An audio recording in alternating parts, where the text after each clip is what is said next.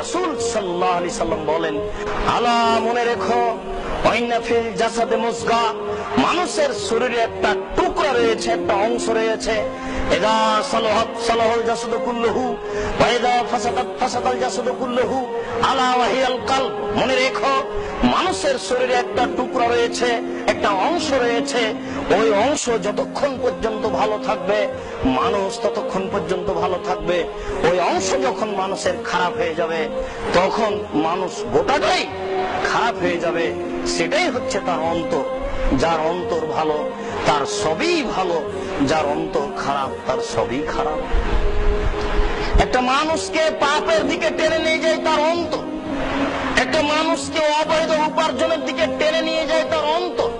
আল্লাহ তাআলা বলেন, ইন্নান নাফসা লাআমারাতুন বিসসুই, নিশ্চয় আত্মা, মন, অন্তর মানুষকে পাপের আদেশ করে।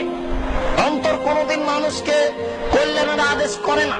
এই জন্য রাসূল সাল্লাল্লাহু আলাইহি সাল্লাম বলেছেন, আফজালুল মুজাহিদ মান ইউজাহিদু নাফসাহু, সবচেয়ে বড় মুজাহিদ, যোদ্ধা হচ্ছে ওই যে আত্মার বিরোধিতা করতে পারে, আত্মা ভিতর থেকে তাকে পাপ করার আদেশ করে। কাজে আত্মার বিরোধিতা করা খুবই জটিল। আত্মাই মানুষকে অবৈধ পয়সা উপার্জন করার জন্য উদ্বুদ্ধ করে।